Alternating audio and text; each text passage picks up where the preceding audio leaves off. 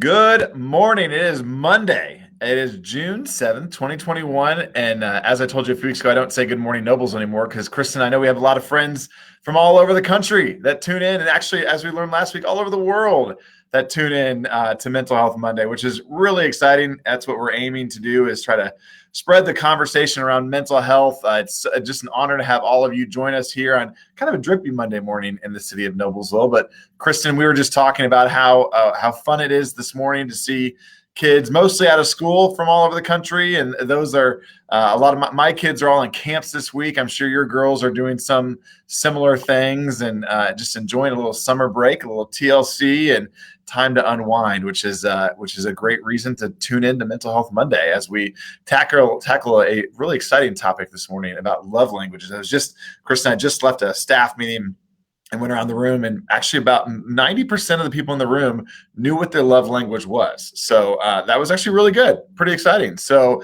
I'm joined once again by my good friend Kristen Boyce, who is the owner of Pathways to Healing Counseling here in Noblesville, and who has generously for almost a year and a half now donated her time every other Monday to come on and talk about our feelings, our emotions, and help us process all that's going on in the world. So Kristen, welcome. Thank you, Mayor Jensen, for having me. I'm impressed that 90% Yeah. of your meeting knew their love language. Yes. So, and I encourage them to tune in because it's not only important, I think, to know your love language, but how do you interact with your love language? How do you understand other people's love language? So, we're going to dive into that topic today, which I'm excited about. As always, if you're listening today and would like to drop us a line, say hi. If you have any questions, let us know throughout this conversation. We're here to get those answered for you. We'll try to answer them live as we talk, but if not, we'll get back to you later. And answer those follow-up questions. But before we get started, as we always do, we're going to start with a little square breathing exercise, and I'll turn it over to Kristen to lead us through that. Thank you, Mayor Jensen. The first thing I teach clients every single session when they come in, they're like, I've been breathing in the waiting room, or now I've been breathing while I've been waiting for you to get online. So the number one thing is square breathing. You're going to start with your feet on the floor. That's a centering practice. So you can feel your feet any place, anytime, anywhere. You're going to press into your feet. You're going to inhale through your nose for 4, hold for 4, and slow exhale out your mouth for 8, like you're blowing through a straw. And with kiddos, you can do smell the cookie, cool the cookie, blow up the balloons. You can actually get bubbles out. I'm a big fan of bubbles. Those are great in order to start teaching children how to do the deep breathing. So let's practice it together. We're going to do 2 breaths. So let's start pressing your feet into the floor. Inhale through your nose. Hold and exhale slowly out your mouth.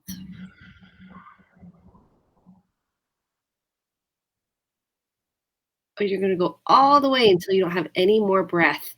And I recommend people do this 5 to 6 times. We're going to do one more together, pressing into your feet. Inhale. Exhale.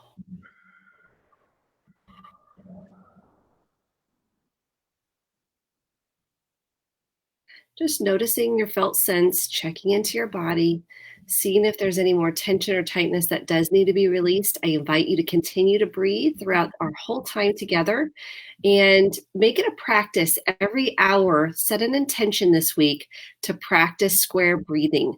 It's the number one thing to deal with anxiety and depression. And we want to do it proactively so your brain goes, oh, breathe, as opposed to reactively when we're so activated, and it makes it a little harder for the brain to remember to breathe. It's awesome. Well, thank you. And our new friend, Kent Taylor, don't worry, Kent, mental health needs to be focused on every day. That's just the catchy name that we're doing here on Monday. So we know that this breathing exercise shouldn't happen every 2 weeks when you're tuning into Mental Health Monday. These are supposed to equip you with tools to take out and use every single day because we do have challenges every single day. So Kristen, let's talk a little bit about love languages. First of all, I hope that maybe you'll spend a few minutes talking about the different love languages because, again, I'm sure not everyone is as in tune with themselves as my staff here at City Hall is. And then we can kind of dive into differences of each one and how we integrate those into our daily lives. So we have what we call the 5 love languages, and they originated from Dr. Gary Chapman. There's a book called The 5 Love Languages. It's a bestseller. It's been out for decades now. You can actually go to the number 5, lovelanguages.com and take the free assessment. I recommend anybody who is in a relationship to take the assessment. Also, they have one for kids and teens, and my whole family's done it. So we all know our love languages, and these can change over time. As we meet love languages developmentally, they may shift, they may change. I recommend doing this quarterly as a family unit, as a practice, and for yourself. So 5lovelanguages.com if you do want to learn more. So I'm going to outline the 5, and typically what someone will hear is they'll think, oh, I'm that one or I'm that one, and then they take the assessment, and sometimes it's different. So just so you know, write these down and start kind of identifying which one you think you might be, then take the assessment, and then have the person you're in the relationship with take the assessment. And don't compare notes, do it on your own and see what the results are. Print them out, exchange them, and talk about them. Okay, so these are in no particular order. It doesn't matter which one you have. This is to help you kind of understand, how do you feel loved? Because typically what happens in a couple, the way you feel loved is the way you're showing love to your partner. And guess what? A lot of times they're different. So, and I think I'm doing, being acts of service. I think I'm giving to my partner, and it's not landing how I thought it would land. Like, don't I get brownie points for doing all these things? And that's not their love language. So let's deconstruct what these are. So there's 5. I'm going to name them first, and then we'll go back and kind of identify what those are. 1 is acts of service. 2 is words of affirmation. 3 is physical touch. 4 is quality time, and 5 is gifts. Again, in no particular order. So let's go and deconstruct these. What's words of affirmation? That is acknowledging and building someone up for who they are and how you feel grateful for them and what you appreciate. So thank you so much for getting the kids ready this morning. I so appreciate. I noticed, did I say specific? Be specific. I noticed you had made their lunches. You put on you got their backpacks ready for camp. You got everything loaded up in the car. I'm just going to take that as so helpful. Thank you so much. A lot of times it's kind of team building. So another example of this is like someone that vacuums the carpet. When my husband vacuums the carpet, I'm like, thank you so much. It makes me feel loved because it's an act of service. It's one of those that says, oh, I care about you. You're important to me, and we're in this together. So acts of service can be many different things, emptying the dishwasher to cleaning the house to running errands, going to the grocery. Those are just a few examples.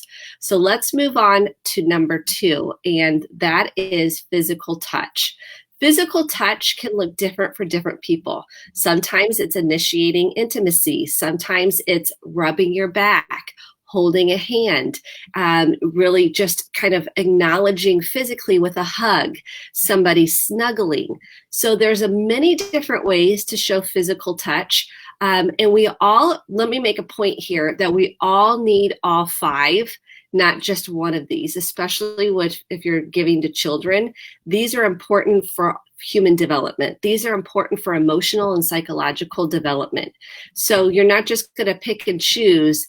You're going to offer all these to our children. Now in a relationship, we're going to probably prioritize the first 2 love languages of the person that we're in the relationship with. Physical touch is typically at the top, not always for men, but doesn't mean it's gender specific. But I find words of affirmation are also typically at the top, and it really depends on the couplehood. What are the love languages? So let's move on to number 3, and that's quality time. That's spending time together in conversation without any distractions. So no phones. We're not distracted with anything else. We might be doing a shared activity together. You like to grow and evolve. These are people that like deep conversations. They want to be together with that felt sense of connection without anything else going on. And quality time is essential for children too, that you are attuned and present to their emotions, to their facial expressions, to their body language. That tells us a lot about what's going on the inside. And all couples need quality time. So this is an important one to put at the top of the list. So we have the next one is gifts. And gifts are saying, I care about you. I'm thinking about you. You're important to me. It's not about buying someone something. It could be a note. It could be a card. It could be something that just saying, you know what, you matter to me.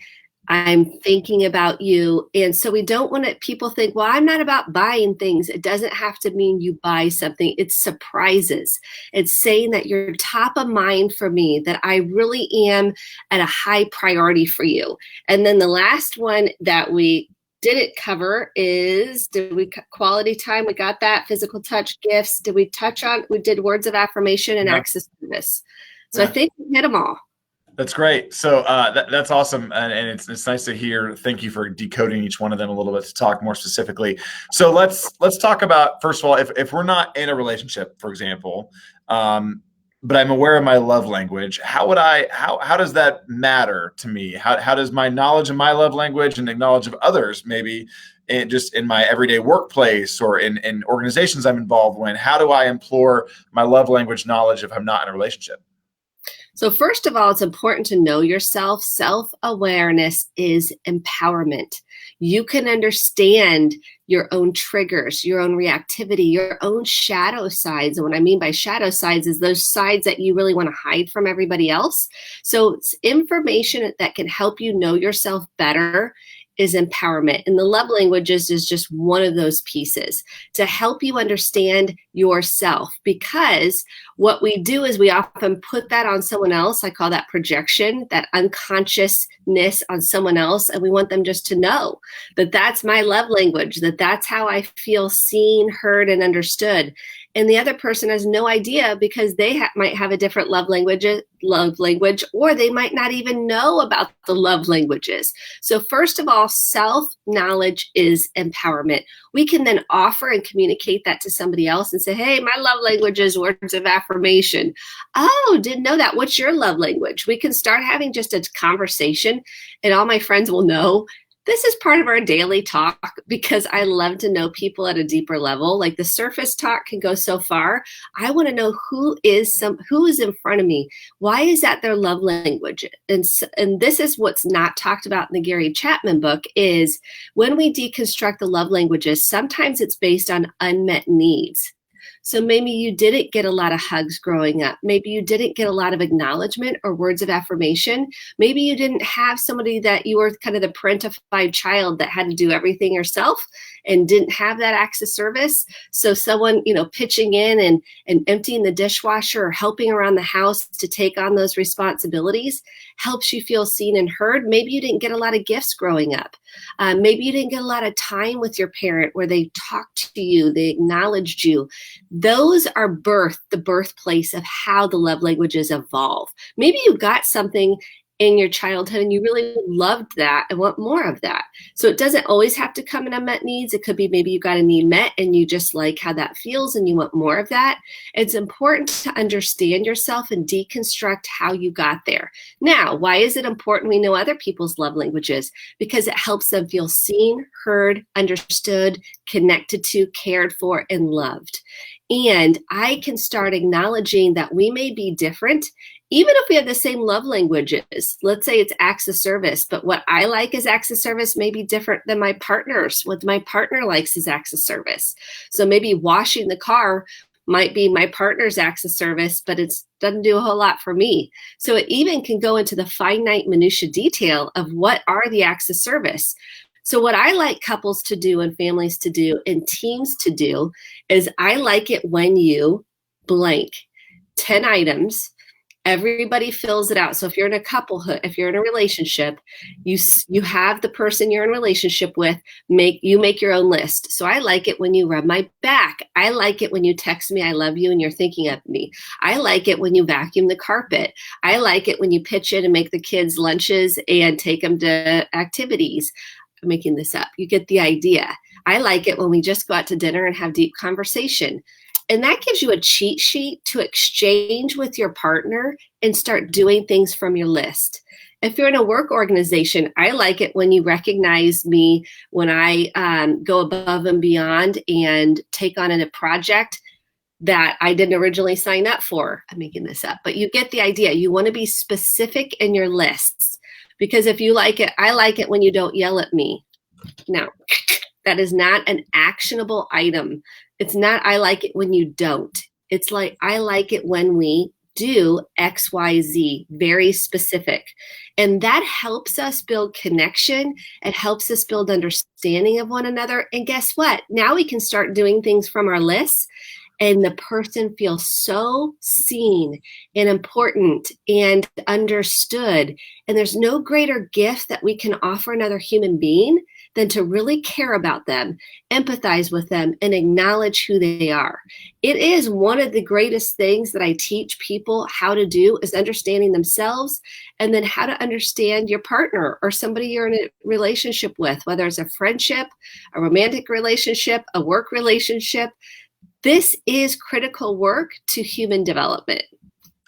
Yeah. So let's go back to the couple thing. Because like what if you're in a relationship, maybe it's a new relationship, and all of a sudden we go on and we take a little love languages and red flags raised because, my love language is different than my partner's, my spouse, my girlfriend, my whatever it may look like.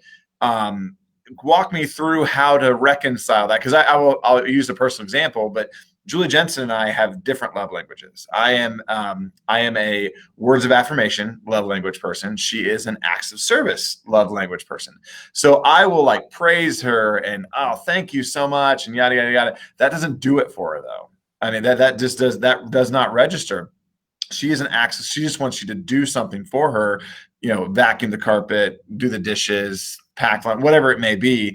And we butted heads at times over that, because I feel like I am, doing a pretty good job. I'm doing my love language though on her, and it's not meshing. So how do we work through that in a couple situation? Yeah, first of all, awesome that you guys know your love languages. This is step one. Step two is typically, I have worked with lots of couples that do have the same, and even if they have the same, there's nuances to it. So it still can be different. You're not going to have the same love languages typically, and that's okay. That makes you grow. The whole definition of being in a relationship is growth. If you're not growing, the relationship will die off. You have to be growing, and different love languages offer us different opportunities for growth and expansion of our own selves. So it's an intention. So a lot of the love languages becomes about intention. It's like, okay, my love language is words of affirmation. Their love language is acts of service. Okay, so it's going to take more intention for me to do the acts of service, because maybe the words of affirmation flows from you a lot easier because that's your love language. So it's going to be intention, and then acknowledgement when the person says, hey, I'm not feeling loved right now. And you're like, oh my gosh, I've been praising you up and down. I've been acknowledging all the work you're doing. They're like, yeah, but I feel alone in this, or I feel whatever they feel. And you can go, oh, help me understand that. Tell me more about it. Because we want to get defensive a lot of times when there is that friction, because we're like, look, I'm trying to do these things, and it's not landing because it's the different love language. And when you go, okay, it's not personal, the person is feeling lonely or overwhelmed or stressed or whatever that person feels, and you can acknowledge that, process through it, and empathize. Now we're going to get back on track to repair. And so that's a really important point that we put out a lot, and we think we're doing a pretty darn good job of putting out the love language we think that the person might like. And then we're like sorely disappointed when we're like, well, oh, so that doesn't even count. And the other thing I want to emphasize here is people tend to get ledgers out. And they're like, I did one thing from your list, and you've done 0 for mine, and it becomes a scorecard. Yep. And that's dangerous. We want to give out it just from our spirit self, because it's flowing out of meeting your partner's love language because you want to, not because you want credit back. Like it's like a bank. And I see this, there's a term for it. It's called the ledger. When you're like, okay, I've done 5 this week and you've done nothing. Or I'm making deposits into yours, so I'll get physical touch back. And it's like, I'll deposit in your account as long as you're going to deposit in my account. And that becomes very dangerous. We want to be able to meet our own love language by acknowledging what we need, giving ourselves what we need, and then it's icing on the cake if our partner meets those needs. And so it takes the ledger off the table, because the more I see couples doing that, the more detrimental it is to even do the love languages, because it becomes about, if I do this, then I'll get this back. Then I'll get intimacy.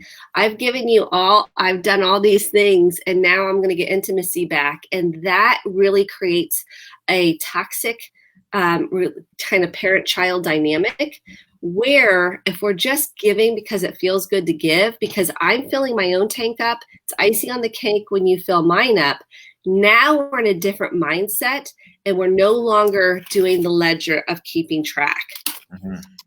Keeping score. It's you hear so many couples that go through that right now about keeping score, and especially during the pandemic when everyone's inside and locked up and emotions are high. So be aware of that. So I want to talk a little bit in our remaining time here, a little bit about how this translates with parenting as well, and understanding, our kids' love language, and maybe you can talk us through, obviously some of those love languages don't transpire into the next generation, but what do those look like? And then as a parent, how do we, work with our kids to understand what motivates them, and then how to coach them and what motivates us as an adult? Can you touch on parenting and how it relates with love languages? Yeah. And the first thing is attunement with your kid. Like, I kind of knew what my kids' love languages were before they took the test. I didn't have to be right. That wasn't it. It's attunement. So does your kid just like melt when you give them a hug? Does your kid light up when you acknowledge who they are specifically? When you do something for them, like pack their lunch, take them someplace, are they really grateful? Do they like little surprises? Do they like notes on their pillow? Do they like little cards? Do they like spending time with you and having that one-on-one time with you? Do they like date nights with mom or dad? That helps give you some clues into their response. When did they light up? And I had my kids take the love language assessment pretty early in elementary school. You can get online, they can do it on the computer, they can fill it out. And boy, we had such good conversation, and still do, about what their love languages are. Both of them had quality time listed at the top, and one had physical touch over the top, and one had words of affirmation. And then we all knew as a family, so siblings can participate. Now, it's not their responsibility to meet their siblings' love language. That's not their job. It just creates more understanding and feeling seen and heard and belonging in a family system. We want belonging. Otherwise, we're searching for it externally. And sometimes it's like that old song, Looking for Love in All the Wrong Places. Yeah. We want to find belonging in our family system. And one thing I love about the 5 love languages is if it's done safely and effectively, it creates connection and feeling seen, heard, and understood. So I like to have parents go on. There's a teen one and there's a kids one. I like to have them go on, if they're old enough to get on the computer, take the assessment, print out the results, and then we all talk about it in a safe way. We don't shame.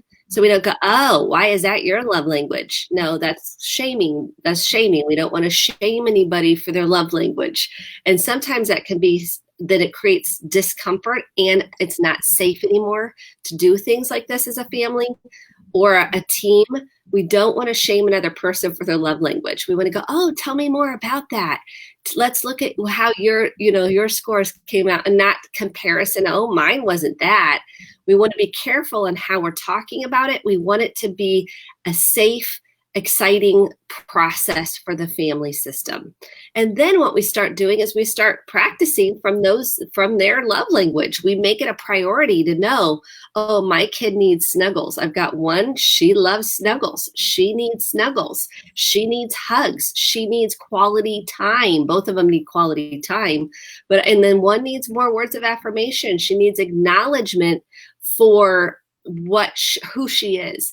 Here's the other flip side of 5 love languages is if you are, let's say you're brutal with your words, a words of affirmation person, that is going to take them down. So let's say you are, you neglect the relationship and you don't send a note or you don't say any, you don't show them in a way through acts of service. There's neglect there.